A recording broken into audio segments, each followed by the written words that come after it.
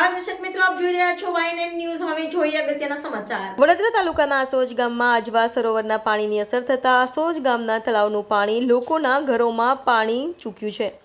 આખા આસોજ ગામમાં પાણી જોવા મળી રહ્યું છે। 1000 જેટલા લોકોનું સ્થળાંતર કરવાની જરૂર પડી હતી। આસોજ ગામમાં વિકટ પરિસ્થિતિ છે। લોકોનું કહેવું છે કે સરપંચ કે તલાટી જોવા પણ નથી મળી આવ્યા।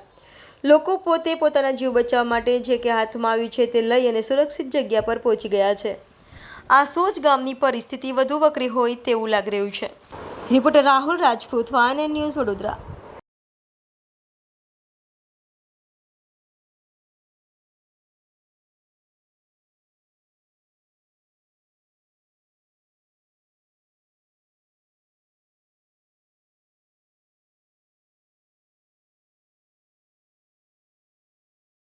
શું નામ છે આપનું?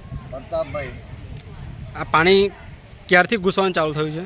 રાતે 2 વાગે પાણી ઘૂસી ગયું ગામમાં અને સરેરાશ ગામમાં પાણી ફરે છે। લોકો હેરાન થઈ જશે, લોકોના મકાનો પડી ગયો છે, લોકોના ઘરોમાં પાણી પહેરી ગયો। કોઈ વર્ષથી આટલું પાણી નથી આવ્યું પણ આટલું પાણી આવતો અમને ડર લાગી ગયો છે। કેટલા લોકોનું સ્થળાંતર કર્યું હશે? સર આખું અડધું ગામ 50% પાણીમાં। 50%। આ પાણીની અસર કઈ નહીં થઈ છે? આજવા સરોવર પાણી છોડ્યું છે તો આસોદનું તળાવ ફાટી ગયું છે કે કોઈ જગાનો આરો નથી। શું આગળ તમારે શું હવે તમે વિચાર્યું છે? પાણીમાં આવું નવું રહેશે તો? હવે સરકાર જે કરે ખરું સાહેબ, તમારે જે મહેર કરવી એ લોકો ઉપર કરજો, નકર ઉપરવાળાની મહેર। લોકોના ઘરોમાં પાણી ઘૂસી ચૂક્યા છે? હા, મકાનોય પડી ગયો, લોકો રહેવાની પોઝિશન નહીં અત્યારની તારીખમાં। ધર્મશાળા હતી, ધર્મશાળા ભરાઈ ગઈ। ગુજરાતી શાળા આવી હતી, એ પાણી એમાં ભરાઈ ગઈ। કોઈ જગ્યાએ આરો નથી। અત્યારે 5000 પબ્લિક મવાડવું કઈ? સાચી વાત છે। ઓકે, તમારું નામ? મારું નામ સોનલબેન। કેટલા વાગે પાણી આવ્યું રાત્રે? અમારે 8 વાગ્યા, હા 7 વાગ્યા પાણી આવ્યું। નુકસાન કેટલું થયું છે? નુકસાન તો કશું જ રહ્યું નથી। ઘરમાં નુકસાન, ખાવું પીવું, ઘર બાર બધું તૂટીને નીચે પડી ગયું નથી। વાસણ કુસણ કશું ઘરમાં રહ્યું નહીં। તો આ તમે ખાવું પીવું હું સાદ ને કે કેટલું નુકસાન? નુકસાન તો હશે વળી લાખ 1.5 લાખનું નુકસાન હશે। ઓછું વધારે પણ ઓછું નહીં।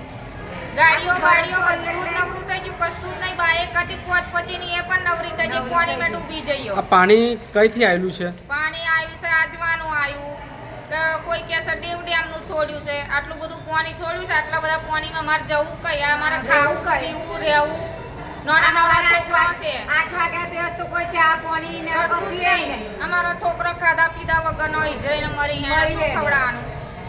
અહીંયા ગામ તરફથી તમને કોઈ સહાય કરવામાં આવી છે?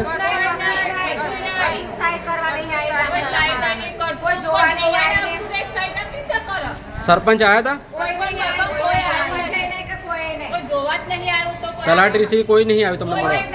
અને અમારી જાતે નીકળીને નહીં ગયા કુલ મેં કોઈ કહેવા નહીં આવ્યું ને કે પાણી આવવાનું છે। આવ્યું છે તો નીકળીને આ બાજુ આવતા રહો, તમારી વ્યવસ્થા કરી અમે છે, તો એવું ખાવા કોઈ પીવાનું કહેવા બાકી નહીં હતું, રોધીએ નતું અને આવ્યો। ઓકે।